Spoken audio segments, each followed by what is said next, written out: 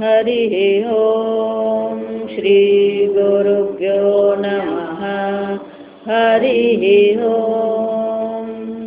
ॐ सहना भवतु सहनौ भुनस्तु सह वीर्यं करवावहै तेजस्विनावधीतमस्तु मा विद्विषावहै।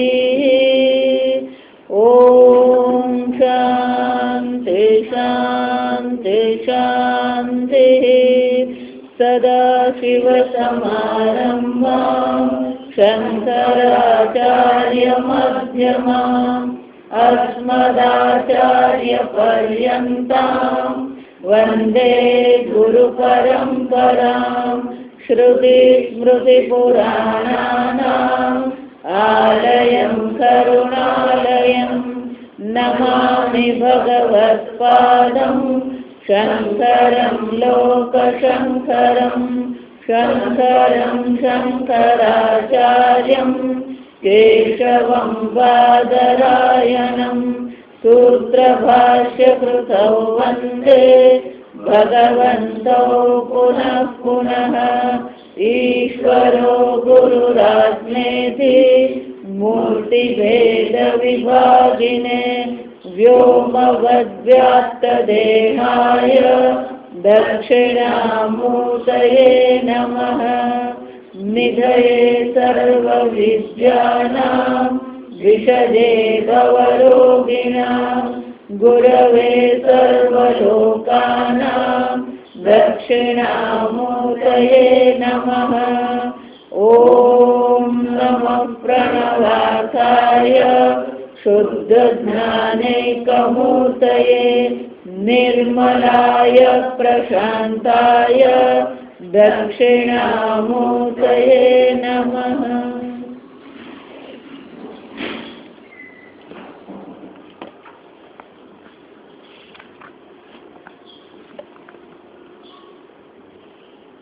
श्लोक 4 यातिर्यं नरदेवताभिरहं यातिर्यं नरदेवताभिरहं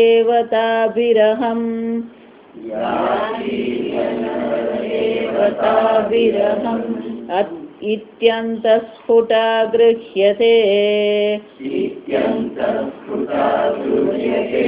यद्वासा हृदयाक्षदेहविषयाः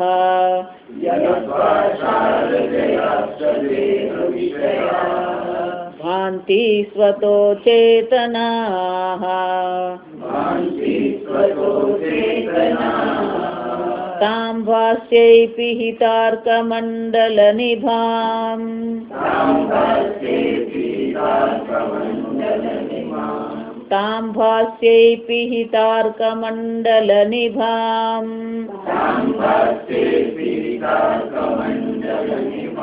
स्फूर्तिं सदा भावयन् योगी निर्वृतमानसो हि गुरुरित्येषा मनीषा मम।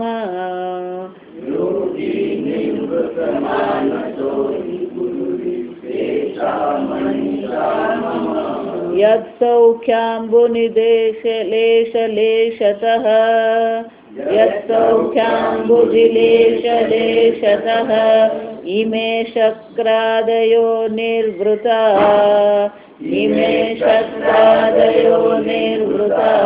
यच्चित्ते नितरां प्रशान्तकलने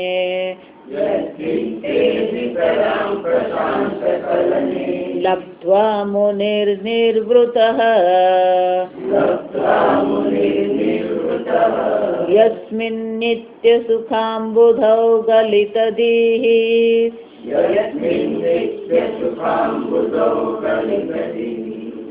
यस्मिन्नित्यसुखाम्बुधौ गलितधीः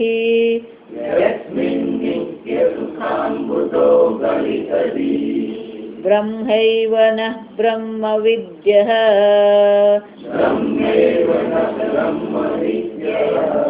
कश्चित् ब्रह्मैव न ब्रह्मवित् ब्रह्मैव न ब्रह्मवित् यः कश्चित् स सुरेन्द्रवन्दितपदः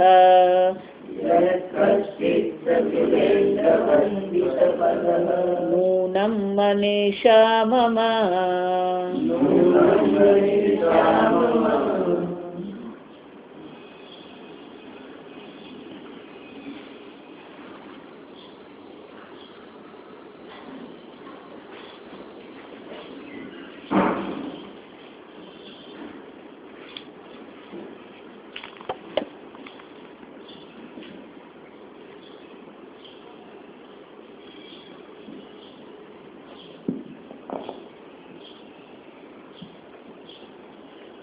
या तिर्यं नरदेवताभिः अहम् इति अत्यंत स्फुटा गृह्यते. સ્પષ્ટપણે એ જુએ છે આ સર્વમાં એક અદ્વિતીય ચૈતન્ય જે વિલસી રહ્યું છે એ હું જ છું. સર્વભૂતસ્થમાત્માનમ સર્વભૂતાનિ ચ આત્મને. જાગૃત સર્વભૂતો મારામાં છે, હું સર્વભૂતોમાં છું. ઈક્ષતે યોગયુક્તાત્મા જ્ઞાન યોગથી જે યુક્ત છે, ઈક્ષતે એ સ્પષ્ટપણે જુએ છે કે આ બધી વસ્તુ એક જ ચૈતન્યમાં વિલસી રહી છે. એટલું જ નહીં, જા સમજવાનું, આ સંપૂર્ણ જગતનું અધિષ્ઠાન પણ ચૈતન્ય છે અને આ સંપૂર્ણ જગતનો દ્રષ્ટા પણ કોણ છે? તમે નદી કિનારે જાઓ તો નદી કિનારે જે ઉભો હોય એને તટસ્થ કહેવાય. ઘરમાં રહે એને ગ્રહસ્થ કહેવાય. ગૃહે તિષ્ઠતિ ઇતિ ગ્રહસ્થ, જે ઘરમાં રહે છે એને ગ્રહસ્થ કહેવાય. તટે તિષ્ઠતિ ઇતિ તટસ્થ. તો તટ એટલે કિનારો, કિનારા પર જે ઉભો છે એને તટસ્થ કહેવાય. પછી એના લક્ષણથી આપણે અર્થ શું કરીએ? જે કોઈ પ્રકારની ક્રિયામાં પ્રવૃત્તિમાં સંકળાતો નથી એને શું કહેવાય? તટસ્થ કહેવાય. જે આ લક્ષણ અર્થ છે આપણે જે વાપરીએ કેવો છે? લક્ષણ અર્થ. શબ્દાર્થ તો શું થાય? જે કિનારા પર ઉભો છે. તો તટસ્થ જે છે, જો આ સમજો, જે કિનારા પર ઉભો છે એ જયારે પેલા નદીના પ્રવાહને જુએ છે, તો નદીનો પ્રવાહ જે છે એ પ્રવાહનો એ કોણ છે? તટસ્થપણે શું કરી રહ્યો છે? જોઈ રહ્યો છે. નદીનો પ્રવાહ ઓછો છે એને પણ એ જુએ છે. અચાનક જ ઘોડાપૂર આવ્યું, એ ઘોડાપૂરને પણ એ શું કરે છે? જુએ છે. નદીમાં પાણી વધારે છે, ઓછું છે, પ્રવાહ ઓછો છે, આ બધાને શું કરતો હોય છે? જોતો રહે છે. પણ નદીના પ્રવાહ વધવાથી એમાં કંઈક એના પોતાનામાં કઈ ઉમેરો થયો? નદીનો પ્રવાહ ઘટી ગયો, એના પોતાનામાં કોઈ ઘટાડો થયો? જો આ સમજ. તો આ પાણીનો જે પ્રવાહ જે છે, જો આ સમજ, પાણીનો પ્રવાહનો એ દ્રષ્ટા છે. આપણે સાક્ષી એવું કહી શકીએ. જો આ સમજ. પણ નદીનો જે પ્રવાહ છે એ પ્રવાહનું જે અધિષ્ઠાન છે એને પટ કહેવાય. નદીનો શું કહેવાય? એને નદીનો પટ છે. જો આ સમજ. તો નદીના પાણીનો જે પ્રવાહ જે છે એનું અધિષ્ઠાન પટ છે અને દ્રષ્ટા કોણ છે? એ પોતે છે. આમ દ્રષ્ટા અને અધિષ્ઠાન બે શું છે? અલગ છે. દ્રષ્ટા એ પોતે છે, તમે છો. તમે નદી કિનારે ઉભા છો તો દ્રષ્ટા તમે છો અને એનો અધિષ્ઠાન પટ જે છે એ કોણ છે? તમે છો. અલગ છે. જો સમજ. એમ જયારે આપણે આ જગત જોઈએ છે, ચિન્માત્ર વિસ્તારિત, આ બધું ચૈતન્ય સ્વરૂપ છે એમ આપણે જોઈએ ખરા. પણ મુશ્કેલી ક્યાં છે? હું દ્રષ્ટા, આ જગત શું છે? દ્રશ્ય. તો શું થઈ ગયું? દ્વૈત થઈ ગયું. જો આ સમજ. જો આ સમજ. પણ હું દ્રષ્ટા છું એટલું જ નહીં. જો આપણા મનનો વિચાર કરીએ તો આ સ્પષ્ટ થાય. મનમાં જે વૃત્તિ ઉઠી રહી છે એ બધી વૃત્તિના સાક્ષી ચૈતન્ય તમે છો. મનમાં કેવા કેવા વિચાર ઉઠ્યા, મનમાં કેવા કેવા ભાવ આવ્યા, મનમાં કેવા કેવા પ્રકારનો વિવેક થયો, આ બધાને જાણવા વાળા કોણ છે? તમે છો. જો વિચાર, તો મનમાં વૃત્તિ ઉઠી એના દ્રષ્ટા તમે છો. પણ મનમાં જે વૃત્તિ ઉઠી એનું અધિષ્ઠાન પણ કોણ છે? ચૈતન્ય છે. દ્રષ્ટા પણ ચૈતન્ય છે, અધિષ્ઠાન પણ કોણ છે? ચૈતન્ય જ છે. વિચાર, હંમેશા એટલે કોણ, જ્યાં સુધી આ દ્રષ્ટા અને અધિષ્ઠાનનું ઐક્ય થતું નથી ત્યાં સુધી બ્રહ્મ જ્ઞાન થાય નહીં. આ સમજજો. સાક્ષી ચૈતન્ય થઈ ગયા પણ અધિષ્ઠાન ચૈતન્ય હું છું. જ્ઞાન તો શું છે? હું માત્ર સાક્ષી ચૈતન્ય નથી. આ જગતનું અધિષ્ઠાન ચૈતન્ય પણ કોણ છે? હું જ છું. જો સમજ, એટલે આ ચોથા શ્લોકમાં આપણને સમજાવે છે, યા તિર્યં નરદેવતાભિ અહમિતિ અંતસ્ફુટ ગૃહ્યતે. અંત એટલે પૂર્ણતઃ.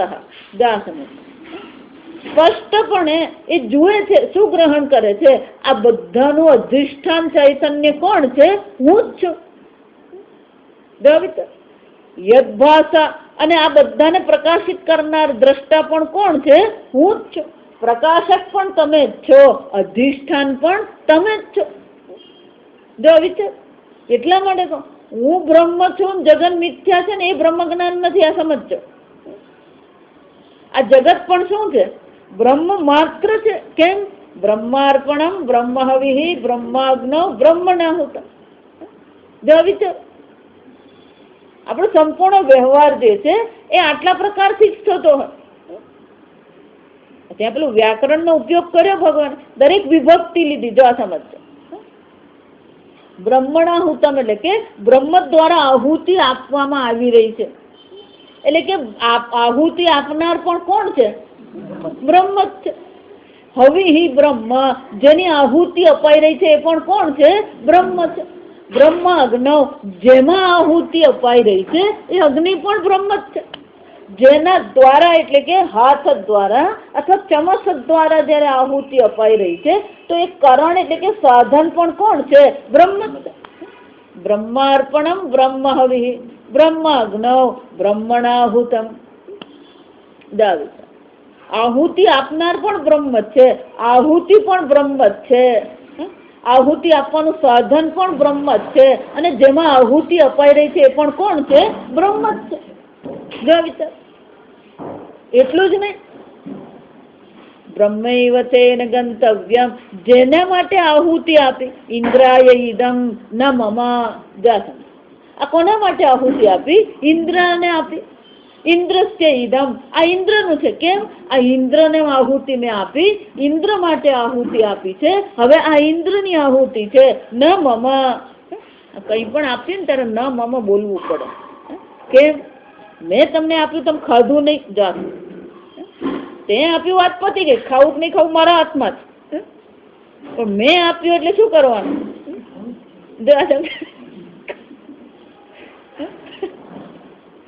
એટલે પેલું કેવું પડે, ન મમ. ન મમ નો અર્થ શું થઈ ગયો? હવે તમારે જે કરવું એ કરો, મેં તમને આપી દીધું.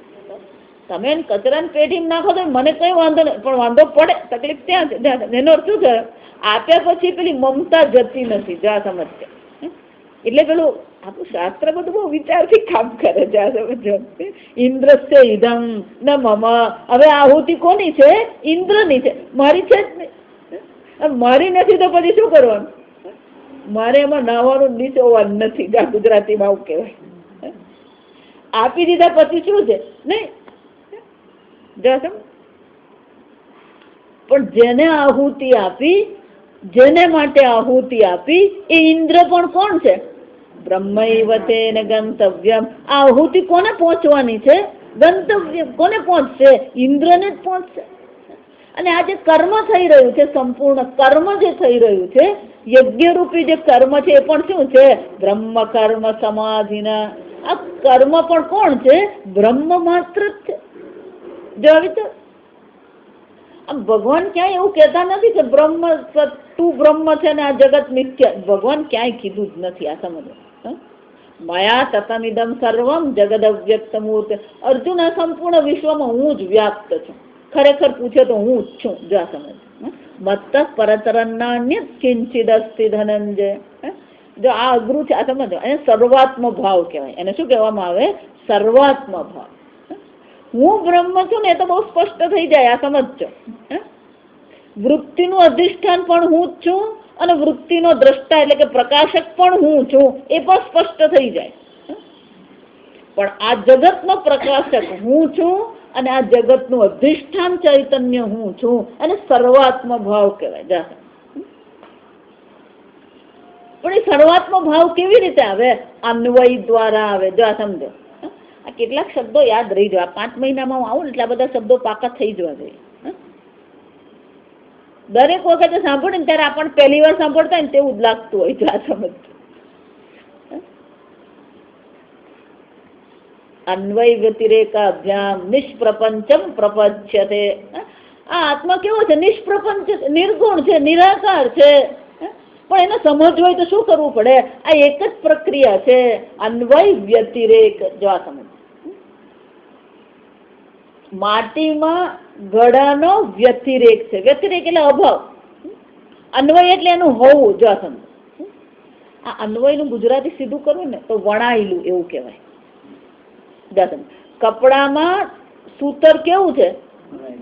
વણાયેલું. એને તાણા વાણા કહેવાય. જો આ સમજ. ગુજરાતી ભાષા ભૂલાતી ચાલી. આ સમજ.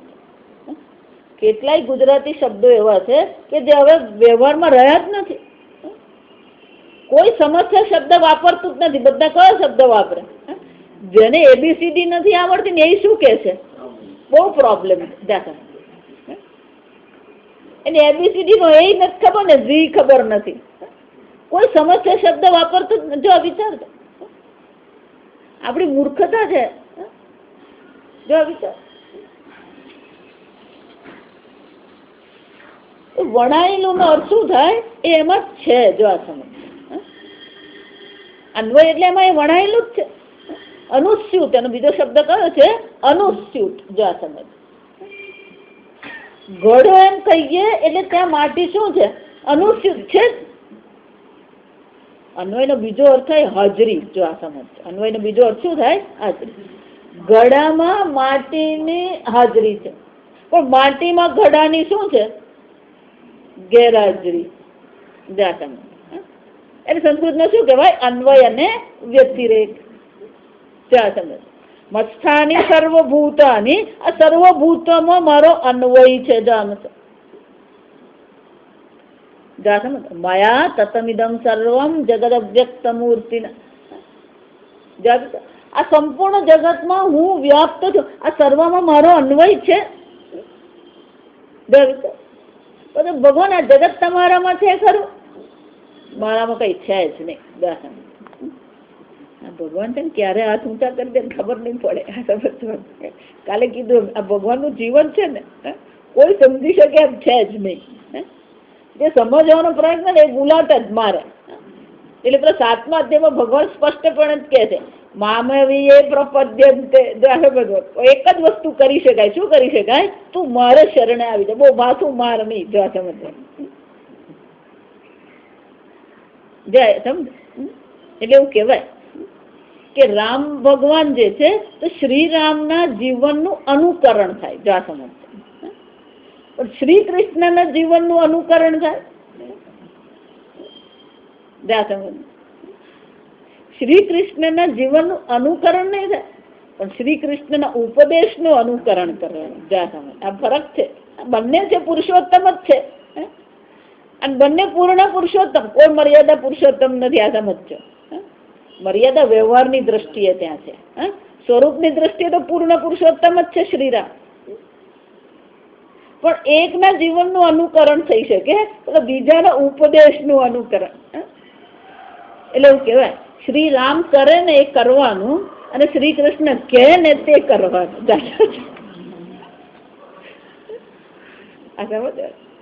કેમ? કારણ કે શ્રી કૃષ્ણ ભગવાનની વાણી એ ઉભા સીધા નહીં રહે. જો આ સમજજો. શ્રી રામ તમે જો ને ટટ્ટાર ઉભા આમ ધનુષ હાથમાં ધારણ, ધનુર્ધારી. જો આ સમજો. એટલે શ્રી કૃષ્ણ ભગવાન ઉભા સીધા નથી. જો આમ છે ત્રિભંગ લલિત આકૃતિ. એમની આકૃતિ કેવી છે? લલિત છે, સીધી છે જ નહીં. ત્રિભંગે પગ આ બાજુ હોય ને તો પછી કમર આ બાજુ હોય. જો આ સમજજો. અને ખભું આ બાજુ હોય, ડોક આ બાજુ, નજર તો ક્યાં હોય ખબર જ નહીં પડે. જો સમજ.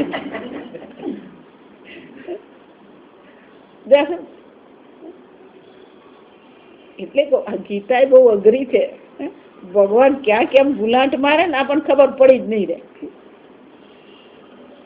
આ બધું અર્જુન મારામાં છે. જા સમજ. મયી પ્રોથમ. પણ એના પહેલા શું કહી ગયા? મત પર મારાથી અન્ય કઈ છે જ નહીં. જો આ વિચાર, મારાથી અન્ય કઈ છે જ નહીં. એનો અર્થ શું થયો? જે કઈ છે કોણ છે? હું જ છું. તું આ જગત જુએ છે, તું આ પંચમહાભૂત જુએ છે, તું આ પ્રપંચ જુએ છે અને તું દુઃખી થાય છે. પણ ખરેખર તો શું છે? મારાથી ભિન્ન કઈ છે જ નહીં. જો અન્યને બે અર્થ થાય. મારાથી ભિન્ન કઈ નથી અથવા મારા સિવાય બીજું કઈ છે જ નહીં. આ અન્યને બે અર્થ થાય. સમજવા. અન્ય એમ કહીએ ને, મારાથી અન્ય કઈ નથી એનો અર્થ શું થયો? કોઈ વસ્તુ મારાથી ભિન્ન છે જ નહીં. એટલે દરેક વસ્તુનું અસ્તિત્વ મારા કારણ. જેમ માટીથી ભિન્ન ઘડો નથી, એમ કોઈ વસ્તુ મારાથી ભિન્ન છે જ નહીં. અને પેલો બીજો અર્થ કરીએ તો શું થાય? મારાથી અન્ય એટલે કે મારા સિવાય. અન્યનો અર્થ બીજો શું થાય? મારા સિવાય બીજું કઈ છે જ નહીં. જે કઈ છે બધું કોણ છે? હું જ છું. ચિન્માત્ર વિસ્તારિતમ. આમ આ સર્વાત્મ ભાવ. જો એટલે ભગવાન વારંવાર ગીતામાં કહે કે આ પ્રકારથી તું મને ઓળખી લેશે તો પછી તું પણ મુક્ત થઈ જાય. જન્મ કર્મ ચ મે દિવ્યમ એવમ યો વેત્તિ તત્વતઃ. એક વાર આ તું મારા દિવ્ય જન્મ અને કર્મને સમજી લેશે. ત્યક્ત્વા દેહમ પુનર્જન્મ ન વિદ્યતે મામેતિ. પછી આ દેહ છોડ્યા પછી બીજો દેહ ધારણ કરવો પડતો નથી. તું મને જ પ્રાપ્ત કરશે. આમ શ્રી કૃષ્ણ ભગવાન જે કહે છે એટલું જ કરવાનું એમ નહીં. ભગવાન શું કહે છે? અર્જુન તું મને ઓળખી લે. ભગવાનને ઓળખી લે ને તો પછી આ જગતની ઓળખાણ કરવી નહીં પડે અને જગતને આપણી ઓળખાણ આપવી નહીં પડે. આ સમજ. આપણે હજી પણ શું કરતા રહેવું પડે? પોતાની ઓળખાણ આપવી પડે. જો સમજ. એનો અર્થ શું થયો? ભગવાન શું કે તું મને ઓળખી લે ને અર્જુન. કેમ? મારાથી કઈ બીજું છે જ નહીં. અને એટલા માટે શું કે છે? આ જગત જે દેખાઈ રહ્યું છે એ ખરેખર જગત છે જ નહીં. એ શું છે? ચિન્માત્ર વિસ્તારિતમ. તમે પોતે જ છો. અહમ ઇતિ સ્ફુટા દૃશ્યતે. સ્પષ્ટપણે જે જુએ છે. સ્ફુટા એટલે સ્પષ્ટપણે કે મારાથી ભિન્ન, મારાથી અન્ય બીજું કઈ છે જ નહીં. એટલું જ નહીં. યદ્ભાસા હૃદયાક્ષ દેહ વિષયા ભાંતિ સ્વતઃ અચેતના. હૃદયાક્ષ દેહ વિષયા ભાંતિ સ્વતઃ અચેતના. આ જેટલું પણ દેખાઈ રહ્યું છે એ બધું નામ અને રૂપ છે. જો સમજો. ભાંતિ એટલે શું છે? આ દેખાઈ રહ્યું છે, પ્રકાશિત થઈ રહ્યું છે. એ બધી વસ્તુ કેવી છે? અચેતના. પરપ્રકાશ છે, પરતંત્ર છે. ગળા નામની કોઈ સ્વતંત્ર વસ્તુ છે જ નહીં. ગળા નામની કોઈ સ્વપ્રકાશ વસ્તુ છે જ નહીં. ગળાને પ્રકાશકની પણ જરૂર છે, અધિષ્ઠાનની પણ જરૂર છે. ગળાનું અધિષ્ઠાન માટી છે, પ્રકાશક કોણ છે? સૂર્ય છે. બધે અલગ છે. આ સમજવાનું. અધિષ્ઠાન અને પ્રકાશક હંમેશા શું હોય? આ જગતમાં અલગ હોય. પણ તત્વની દ્રષ્ટિએ વિચારીએ તો અધિષ્ઠાન પણ એ જ બ્રહ્મ છે અને પ્રકાશક પણ કોણ છે? યદ્ભાસા. જેના પ્રકાશથી આ જે અચેતન વસ્તુ છે એ સર્વ વસ્તુઓ શું થઈ રહી છે? પ્રકાશિત થઈ રહી છે. તો કે કઈ કઈ ચેતન વસ્તુ? આ જગત એમ નહીં. હૃદય, અક્ષ. હૃદય એટલે અંતઃકરણ, અક્ષ એટલે ઇન્દ્રિય, દેહ એટલે શું છે? આ શરીર. આ શરીર કહીએ, ઇન્દ્રિય કહીએ, અંતઃકરણ કહીએ. આ બધી વસ્તુ ક્યાં પ્રકાશિત, કોને કારણે પ્રકાશિત થઈ રહી છે? શંકરાચાર્ય શું કહે છે? આ બધી વસ્તુ યદ્ભાસા. જેના પ્રકાશથી જ આ સર્વ વસ્તુ પ્રકાશિત થઈ રહી છે. જો વિચાર. એનો અર્થ શું થયો? તામ ભાષ્યૈ પિહિતાર્ક મંડલ નિભામ સ્ફૂર્તિમ સદા ભાવયન. અને એ જ ભાષાને કારણે, એ જ ચૈતન્યને કારણે, એ જ પ્રકાશને કારણે અર્કમંડલ, અર્ક એટલે સૂર્ય, આ સૂર્યમંડળ પણ જે દેખાઈ રહ્યું છે, આ સૂર્યમંડળ જે પ્રકાશિત થઈ રહ્યું છે, એ સૂર્યમંડળ પણ કોને કારણે પ્રકાશિત થઈ રહ્યું? જો આ સમજ. તામ ભાષ્ય, એના પ્રકાશથી જ એ સંવિત જે છે, જો આ સમજો, સંવિત ત્યાં સ્ત્રીલિંગ આપ્યું ને એટલે પછી બધા સ્ત્રીલિંગ શબ્દ જ આવે. એ સંવિત જે ચૈતન્ય છે, એ ચૈતન્યના પ્રકાશથી જ આ બધી વસ્તુ શું થઈ રહી છે? સારી રીતે પ્રકાશિત થઈ રહી છે. વિચાર સ્ફૂર્તિમ સદા ભાવયન, આ પ્રકારથી જે ચિંતન કરે છે, ભાવયન, ભાવયન એટલે કે જે આ પ્રકારથી ચિંતન કરે છે યોગી, એ કોણ છે? યોગી છે. અને 1 કલાક સવારે કર્યું એમ નહીં, શું કે છે? સદા. જો આ સમજ, આ સદા શબ્દ જ અઘરો છે. આ સમજ કાલે કીધું ને, અધ્યાત્મ જ્ઞાન નિત્યત્વ. આ પેલું અધ્યાત્મ જ્ઞાન આવે ખરું, પણ પેલું નિત્યત્વ થાય નહીં. જો સમજ, નિત્યત્વ ને અર્થ શું થયો? જો વિચાર, આ નિત્યત્વ સદા તમને સમજાય. જો સમજ, એક વાર લગ્ન થાય, જો સમજો, લગ્ન થયા, આ પતિ પત્ની છે. આ ભારતની દ્રષ્ટિએ, પરદેશમાં નહીં. આ સમજજો, અહીંયા હવે મોટા શહેરમાં ગરબડ થવા જ માંડી. તો એક વાર વિધિથી લગ્ન થયા, પેલા કોર્ટમાં સર્ટિફિકેટ થઈ ગયું, પતિ પત્ની છે. જો સમજ, પછી એ બંને કોણ છે? પતિ પત્ની. રોજ ઉઠીને એકબીજાને યાદ કરાવવું પડે, તું મારો પતિ, હું તારી પત્ની. જા વિચાર. એટલા માટે મેં કીધું ભારતનું પેલું જુદું, પેલી પેલા યાદ કરવું પડે, હું ઘરમાં છું, આવ વહેલો. જો આ સમજ, ક્યારેય કોઈ પણ પતિ પત્નીએ લગ્ન થયા પછી કોઈને એકબીજાને ક્યારે યાદ કરાવવું પડ્યું, તું મારી પત્ની ને હું તારો પતિ? જા વિચાર, એ કેવું છે? સદા નિત્ય. જો સમજો, યાદ દેવડાવવું પડે. જા સમજો, હું બ્રહ્મ છું, યાદ દેવડાવવાનું. ભાવયન.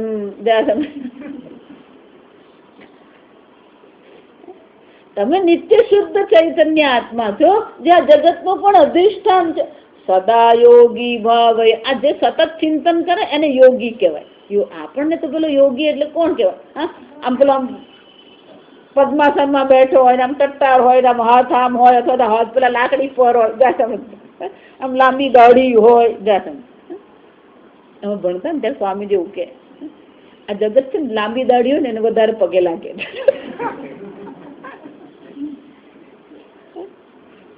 સ્વામી જેવું કે લાંબી દાઢી નહીં, સફેદ હોય તો વધારે પગે લાગે.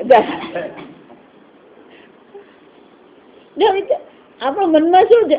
આ બધું ફિક્સ થઈ ગયેલું. જો વિચાર, એવું બધું ગોઠવાઈ ગયું. આમ યોગી એમ કે ને, એટલે રાક્ષસ એટલે કોણ હોય? પેલા 2 શિંગડા હોય, આમ લાલ આંખ હોય, આમ કાળો કાળો હોય, 2 દાંત હોય, આમ બહાર નીકળેલા.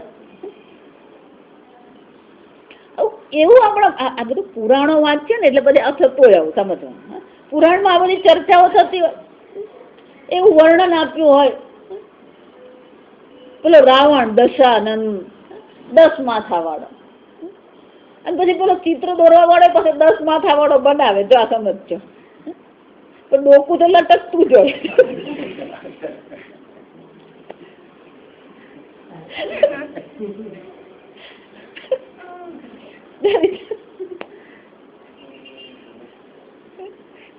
સમજવાનું 10 માથા એટલે કે 10 પ્રકારથી વિચારતો.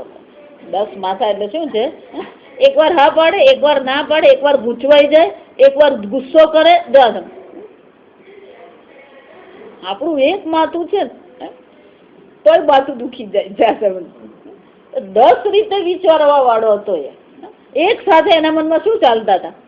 10 પ્રકારના વિચારો હતા, એને દશાનન કહેવાય. તો પેલો ચિત્રવાળો શું કરી દે? 10 માથા બનાવી દે. આવું જ આપણું વિરાટ રૂપ, આ ભગવાનનું વિશ્વરૂપ છે ને, એમાં એવું જ છે. તો 25 જાતના માથા બનાવેલા. એ માથા જો બધી જાત જાતના છે. દેવતા છે ને, રાક્ષસ છે ને, પશુ છે, બધી જાત જાતનું. પછી પેલા હાથ હોય ને, એમાં જાત જાતના આયુધો બનાવી દીધા. તો પેલું પેટ એક જ છે, પગ 2 છે.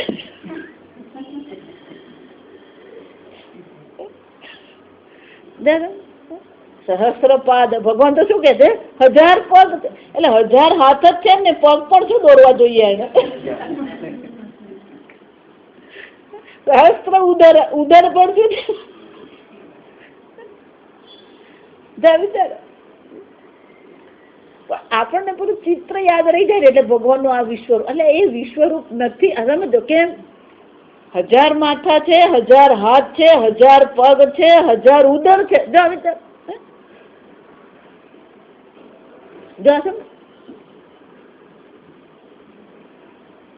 સમજ. રાવણ 10 પ્રકારથી વિચારે, દશાનન. એમ આપણી બુદ્ધિ એવી જ છે. જો સમજો, ખરેખર જો ને તો આપણી બુદ્ધિમાં પેલો રાવણ તો બેઠેલો જ છે. કેમ? ક્યારે કયો પ્રકારનો વિચાર આવે ને ખબર જ નહીં પડે.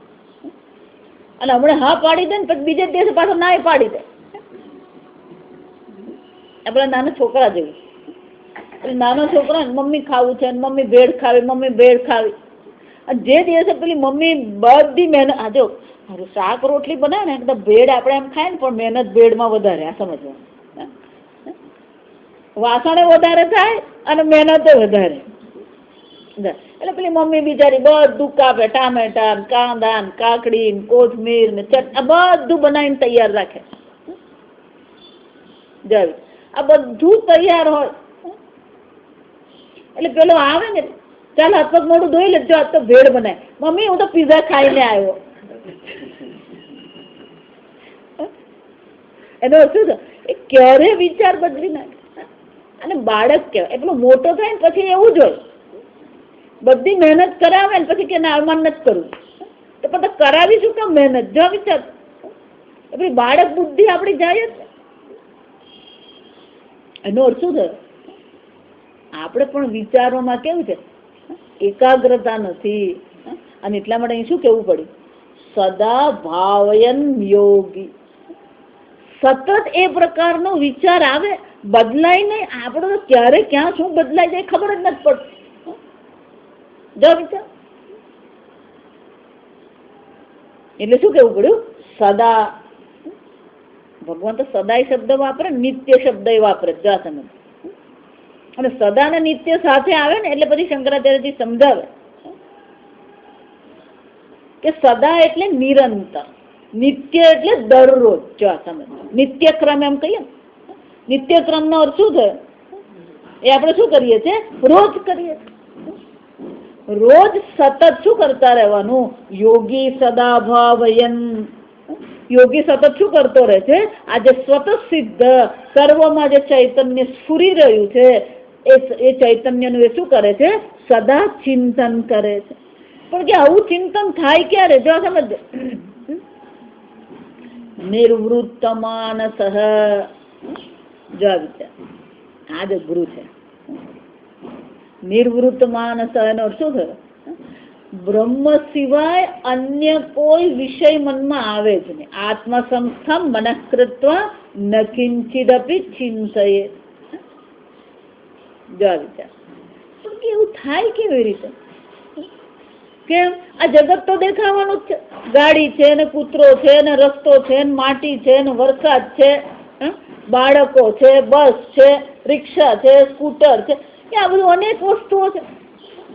તો નિર્વૃત્ત માનસ થઈ શકાય ખરું? ધારો કે પણ નિર્વૃત્ત માનસ આપણે સમજતા હોઈએ તો એક જ પ્રકારે થઈ શકે. આ જગત છોડીને જંગલમાં બેસી જઈએ અને સમાધિમાં બેસીએ તો શું બની શકાય? નિર્વૃત્ત માનસ. વિચાર, ઓકે, આવું શક્ય બને? કેટલો વખત તમે બેસતો? વિચાર, જે સમાધિમાં બેસે છે ને એ પણ કેટલો વખત સમાધિમાં બેસી શકે? આપણે ઊંઘ જેવું છે. બીજે દિવસે ધારો કે કોઈ કામ નથી, સમજો બરાબર, અને રાત્રે તમે નિરાંતે સુઈ ગયા, બાહ્ય કોઈ પરિસ્થિતિ, બાહ્ય કોઈ વ્યક્તિ તમને ઉઠાડવા વાળું છે જ નહીં. એનો અર્થ શું થયો? બાહ્ય ઉઠવા માટે બાહ્ય કોઈ કારણ નથી. ઊંઘી ગયા પછી બીજે દિવસે સવારે ઉઠવા માટે બીજું કોઈ કારણ છે જ નહીં બાહ્ય. છતાં તમે જાગી જાઓ કે નહીં? કેમ જાગી ગયા? જો વિચાર, કોઈ કામ તો છે ને, કોઈ કારણ તો છે ને, અવાજ થયો નથી, કોઈ કામ છે નહીં, છતાં આપણે શું કરીએ? જો એટલે તમને ઊંઘમાંથી જે જગાડે ને, એમ નહીં માનતા કે મમ્મીએ જગાડે, પપ્પાએ જગાડે, પેલા એ જગાડે. તમારું પ્રારબ્ધ તમને જગાડે. આ સમજ. સુઈ ગયા છો અને જગાડનાર કોણ છે? આ પ્રારબ્ધ છે. કેમ? આ પ્રારબ્ધ તમને જગાડવું પડે. કેમ જગાડવું પડે? કારણ કે તમારા જીવનમાં આ ભોગ લખેલ. આજે આ બધી તત્વબોધમાં આપણે ચર્ચા કરી છે. પ્રારબ્ધ ઉઠાડીને તમને કહે છે તારા પ્રારબ્ધમાં ચા પીવાની છે, ઉઠ ને ચા પી. જા સમજતા. તારા પ્રારબ્ધમાં ફોન કરવાનો, જા વિચાર. એનો અર્થ શું છે? આપણને સુવડાવનાર પણ પ્રારબ્ધ છે અને જગાડનાર પણ કોણ છે? પ્રારબ્ધ જ છે. આ સમજતો, આ સમજવાનું છે સ્પષ્ટપણે. એટલે તો ક્યારેય કોઈને કોઈ દોષ આપવા નથી. આગળ ગઈકાલ જોઈએ ને, પ્રારબ્ધાય સમર્પિતમ સ્વવપુઃ. સુખ દુઃખે સમય કૃત્વા લાભા લાભો જયા જયો. આ બધું પ્રારબ્ધ થી લાભ છે ને પ્રારબ્ધ થી જ ગેરલાભ છે. પ્રારબ્ધ થી જ જય છે અને પ્રારબ્ધ થી શું છે? પરાજય છે. આ બધો પ્રારબ્ધ નો જ ખેલ છે. જો વિચાર, કોઈ આગળ નીકળી ગયું તોય પ્રારબ્ધ જ છે.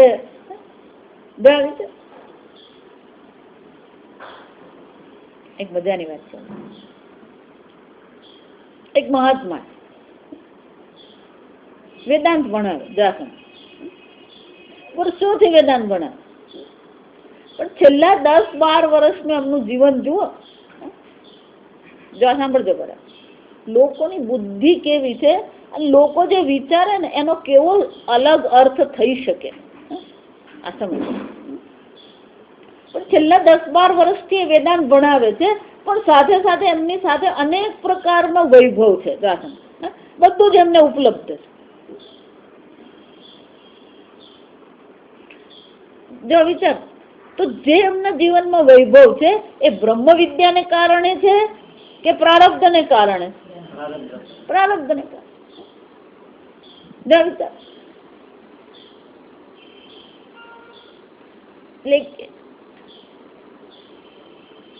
આ વૈભવ જે છે ને, લક્ઝરી જેને આપણે કહીએ. એટલે એક બેન એ જ્યોતિષ નું કરે. એમને આ કેમ છે કે એમને શુક્રની દશા ચાલે. રાહુ ની દશા ચાલે એટલે બધું ભાંગી આપે. રાહુ શું કરી આપે? બધું તોડી આપે. શનિ હોય ને એ પેલા બરબાદ કરે. આ બધી દશા કહેવાય. મને કે અત્યારે સ્વામીજીની શુક્રની દશા ચાલે. શુક્ર એટલે વૈભવ. જા સમજ. તો શુક્રની દશાથી વૈભવ છે, બ્રહ્મ વિદ્યાથી વૈભવ છે. જા સમજ. વિચાર, પ્રારબ્ધાય સમર્પિતમ. જો એટલે તો ફક્ત નિવૃત્તિ જ નહીં, પ્રવૃત્તિ પણ કોને કારણે છે? પ્રારબ્ધથી છે. જો સમજવા. અને જે સમજે છે કે આ પ્રારબ્ધથી બધું થઈ રહ્યું છે, જંગલમાં જવું પણ પ્રારબ્ધથી જ છે, ઘરમાં રહેવું પણ શું છે? પ્રારબ્ધથી જ છે. જો સમજો, એનો અર્થ શું છે? અને કોઈને પણ કોઈ પણ પ્રકારે મારું પ્રારબ્ધ કેવું છે 100% કહી શકે? એનો અર્થ શું છે? રોજ સવારે પ્રારબ્ધ પોતાને ખોલે છે અને એક દિવસ પૂરતું તમને બતાવે. જા સમજ. સવારે ઉઠો ત્યારથી શું થઈ જાય? આ પેલું પ્રારબ્ધ એનું કર્મફળ આપવાનું શું કરી દે? એ પ્રારંભ કરે. જો એટલે પૂજ્ય સ્વામી હંમેશા કે સંન્યાસી એને જ કહેવાય લીવ ફોર અ ડે. આપણે એક જ દિવસનું આયોજન કરવાનું. રાત્રે સુઈ જાય ને ત્યારે એક દિવસનું આયોજન કરીને સુઈ જવાનું. કાલે શું કરવાનું છે ને એટલું આયોજન કરીને સુઈ જવાનું. આવતા વર્ષે લગ્ન લેવાના છે પણ તું અત્યારે તો સુઈ જશે.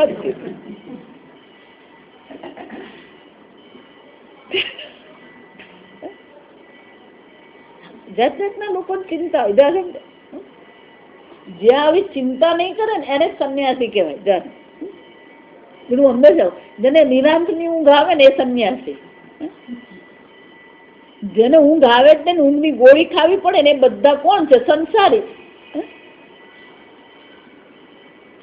એટલે અહીંયા નિર્વૃત્ત માનસ યોગી એમ જયારે કીધું એમ માનતા નહીં કે કોઈ વૃત્ત એટલે કોઈ પ્રવૃત્તિ અથવા કોઈ વૃત્તિ એના મનમાં છે જ નહીં. ખરેખર નિર્વૃત્ત નો અર્થ થાય આનંદ. નિર્વૃત્ત નો અર્થ શું થાય? આનંદ છે. નિર્વૃત્ત માનસ, એનું મન કેવું છે? પ્રસન્ન છે. કોઈ પણ પરિસ્થિતિ આવે આપણું મન વિક્ષિપ્ત થવું જ નહીં જોઈએ. નિર્વૃત્ત માનસ હિ ગુરુ રીત્યેશા મનીષા મમ. જો હંમેશા એટલા માટે અનુકૂળતામાં બધા પ્રસન્ન રહે. પ્રતિકૂળતામાં પણ જો તમે પ્રસન્ન રહી શકો ને તો આ જગતની તાકાત નથી કે એ તમને દુઃખી કરે. આ સમજજો. ભગવાન એટલે ત્યાં કે છે ગીતા, ગુરુણાપી દુઃખે ન વિચાલ્ય. તે ગમે એવું મહાન દુઃખ એના જીવનમાં પડે પણ એ શું છે? વિચલિત થતો. સુખમ આત્યંતિકમ યત્તત બુદ્ધિગ્રાહ્યમતીન્દ્રિયમ. ગમે એવું દુઃખ પડે, ગુરુણાપી દુઃખે ન વિચાલ્ય. તે એનો અર્થ શું થયો? એ મનથી જ કોણ છે? નિર્વૃત માનસ, એ પ્રસન્ન છે. જો એટલે ગઈકાલે કીધું એમ સાપેક્ષિક રીતે આપણે પ્રસન્ન હોવા જોઈએ તો પછી આપણને ખબર પડે હું આનંદ સ્વરૂપ છું, હું સુખ સ્વરૂપ છું. એટલે પૂજ્ય સ્વામીજી હંમેશા કે જે રડતો હોય ને પછી એને જઈને આપણે એમ કહીએ તું આનંદ સ્વરૂપ છે. જે શાંતિથી 2 મિનિટ બેસી શકતો નહીં હોય એને આપણે એમ કે તું શાંત સ્વરૂપ છે. એટલે ભગવાન શું કે રાગ દ્વેષ વિયુક્ત ઇન્દ્રિયાન વિષયાન ચરણ. આ ઇન્દ્રિયો વિષયોમાં ચરી રહી, વિષયોમાં ભટકી રહી છે. પણ કેવી છે? રાગ દ્વેષ વિયુક્ત. રાગ દ્વેષ વગરની છે. જો સમજ, રાગ દ્વેષ માં ક્યારેય હાથમાં આવતી નથી. જો વિચાર. એટલું જ નહીં, આત્મવશ્ય ઇન્દ્રિય. આ બધી ઇન્દ્રિય કેવી છે? એના પોતાના વશમાં છે. વિધેય આત્મા સ્વયં કેવો છે? નિષ્ઠ છે. પોતાના પર એનું નિયંત્રણ, સંયત ઇન્દ્રિય કહેવાય. એને શું થાય છે? પ્રસાદમ અધિગચ્છતિ. એને પ્રસન્નતાની પ્રાપ્તિ. એમ નહીં માનતા કેરી ખાય એટલે પ્રસન્ન થઈ જાય, ફાફડા જલેબી ખાય એટલે પ્રસન્ન થઈ જાય. ભગવાન તો પ્રસન્નતા ક્યારે મળે કે છે? તમારી ઇન્દ્રિય પર તમારું નિયંત્રણ છે કે નહીં. આ ઇન્દ્રિય બહુ બધી રીતે ભટકાવે ભગવાન. એટલે બીજા અધ્યાયમાં સ્થિત પ્રજ્ઞાના લક્ષણમાં સ્પષ્ટપણે કહે છે.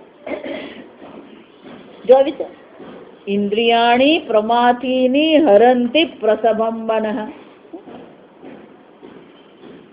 નાવ અંવસી ઇવ. જેવી રીતે પાણીમાં નાવ ને વાયુ શું કરે છે? વાયોર્નાવ. વાયુ હવા પવન શું કરે? એને ઘસડી જાય. આમાં ઇન્દ્રિયો પણ શું કરે છે? આ બંને વિષયોમાં ઘસડી જાય. જો સમજો, જો સરસ મજાની વાત કરું. સ્થિત પ્રજ્ઞાના લક્ષણમાં જ્ઞાનીના લક્ષણ બતાવવાના છે. જો આ વિચારજો. ભગવાન એટલા માટે કહું, ભગવદ્ ગીતામાં ભગવાને જે ચર્ચા કરી છે ને એ ક્યાં ચર્ચા કરીને એનું પણ બહુ મહત્વ છે. આ સમજો, અત્યંત મહત્વ છે એનું. સ્થિત પ્રજ્ઞાના લક્ષણ છે તો જ્ઞાનીના લક્ષણની ચર્ચા છે. જો આ વિચાર. પણ ત્યાં જ ભગવાન શું કે છે? કુર્મોંગાની વ સર્વશઃ સ્થિતધીર મુનિરુચ્યતે. જેમ કાચબો પોતાના અંગને સંકેલી લે છે જ્યારે પણ ભયનું કારણ આવે, પેલો કાચબો પોતાના અંગને સંકેલી લે. એ જ રીતે જે વિષયોથી પોતાની ઇન્દ્રિયોને સંકેલી લે છે એ જ કોણ છે? સ્થિત પ્રજ્ઞ છે. જા વિચાર. એનો અર્થ શું થયો? પોતાની ઇન્દ્રિયો પર જ્ઞાન થયા પછી પણ જો ઇન્દ્રિયો પર નિયંત્રણ નહીં રહ્યું તો એ જ્ઞાન તમારું શું થાય છે? એ તમને આનંદ, પ્રસન્નતા નહીં આપે. જો આ સમજ. બીજું, સંપૂર્ણ પતનની સીડી પણ ભગવાને ક્યાં બતાવી? સિદ્ધ પ્રજ્ઞાના લક્ષણમાં જ બતાવે. ધ્યાયતો વિષયાન પુંસઃ સંગસ્તેષુ ઉપજાયતે સંગાત સંજાયતે કામઃ કામાત ક્રોધો વિજાયતે ક્રોધાત ભવતિ सम्मोहः सम्मोहात् સ્મૃતિ વિભ્રમઃ સ્મૃતિ ભ્રંશાત બુદ્ધિનાશઃ બુદ્ધિનાશાત પ્રણશ્યતિ. તો આ બે શ્લોક પણ ભગવાને ક્યાં બતાવ્યા? જ્ઞાનીના ચર્ચામાં બતાવ્યા. જો સમજો એનો અર્થ શું થયો? આ બ્રહ્મ જ્ઞાનનું શ્રવણ કર્યું હોય, મનન કર્યું હોય તો પણ શાની શક્યતા છે? બુદ્ધિનાશાત પ્રણશ્યતિ. જો વિચાર સમજવા કે જ્ઞાનીના લક્ષણમાં ભગવાન ખરેખર તો આ બધા સાધકના લક્ષણો લાગે. જો વિચાર, ધ્યાયતો વિષયાન પુંસઃ કોનું લક્ષણ લાગે? સાધક માટે કહેતા હોય એવું લાગે. પેલું કુર્મોંગાની વ સર્વશઃ પણ કોને માટે લાગે? સાધક માટે. પણ જે સિદ્ધ છે એને માટે ભગવાન કહી રહ્યા. જો આ સમજો, પ્રકરણ ત્યાં કયું છે, વિષય ત્યાં કયો ચાલી રહ્યો છે? સિદ્ધ પ્રજ્ઞાના લક્ષણ. સિદ્ધ પ્રજ્ઞાના લક્ષણમાં ભગવાન આ કહી રહ્યા છે. એનો અર્થ શું થયો? કે જો ભગવાન કહે છે કે જો તું ચૂકી ગયો તો તારી બુદ્ધિ એ બ્રહ્મમાં સ્થિત થશે નહીં. જો આ સમજ. ઇન્દ્રિયાણી પ્રમાથીની પણ ક્યાં કીધું ભગવાને? એ સિદ્ધ પ્રજ્ઞાના લક્ષણમાં જ છે. જો સમજો, વાયોર્નાવ ઈવ અંભસી. એનો અર્થ શું થયો? ભગવાન શું કહી રહ્યા છે? ત્રણ બતાવ્યા. જો સમજો. અને ત્રણે ત્રણ આમ જુઓ ને તો સાધક માટે કહેવાય, પણ ભગવાને ચર્ચા ક્યાં કરી? એની સિદ્ધ પ્રજ્ઞામાં કરી. એનો અર્થ શું થયો? આપણી બુદ્ધિને જો બ્રહ્મમાં સ્થિત કરવી હોય, સતત એ બ્રહ્મનું ચિંતન કરવું હોય તો ભગવાન શું કહે છે? આ પ્રકારનું તમારું જીવન હોવું જોઈએ. જો એટલે સીધી ભાષામાં કહું ને, ઓછામાં ઓછા ભોગથી તમે જીવન જીવો તો જ મન તમારું વિક્ષેપ રહિત રહેશે. આપણે પેલા 25 જગ્યાએ માથું મારીએ ને એટલે પછી મગજ તેવું જ હોય. પછી એ હંમેશા પછી મગજ તપેલું જ હોય આપણું. સમજ. એટલે પેલી તપેલી કહેવાય. જેને તપાવીએ ને એને તપેલી કહેવાય. પછી આપણે તપેલી જ બની જ જોઈએ. આપણી બુદ્ધિ તપેલી જ હોય. આ સમજ. અને મન તપેલું હોય છે.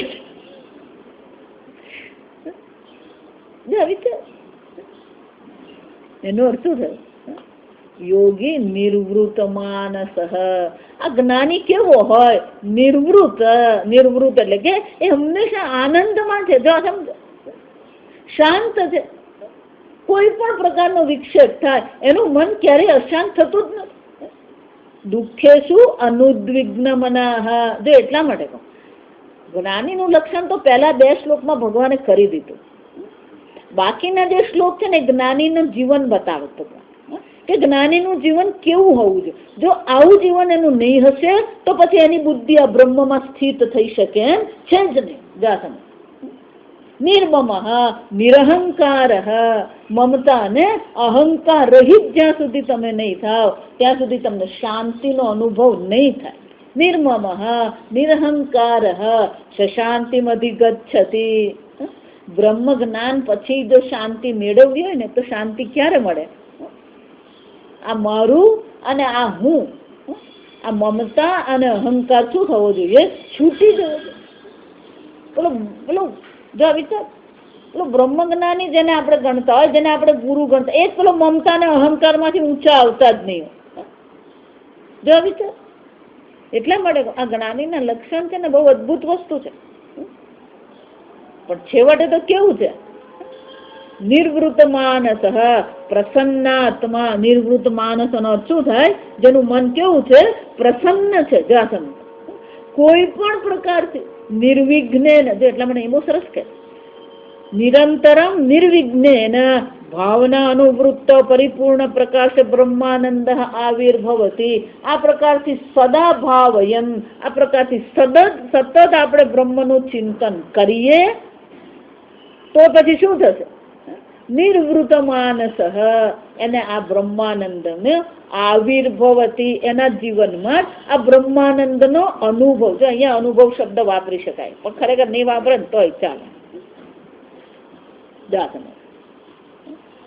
એને જ અહીંયા ઘડી શું અહીંયા આવશે આ બધી ચર્ચા. 5મો શ્લોક પછી એ જ છે. તો પછી એને આનંદ જ આનંદ છે. નંદતી નંદતી નંદત્યેવ. આમ શંકરાચાર્યજી કે છે આ પ્રકારથી જે સતત બ્રહ્મનું ચિંતન કરે છે, જે સતત એ બ્રહ્માનંદમાં જ જે રમણ કરનાર છે, ગુરુ ઇત્યેષા મનીષા મમ, એ જ ખરેખર કોણ છે? મારા ગુરુ છે.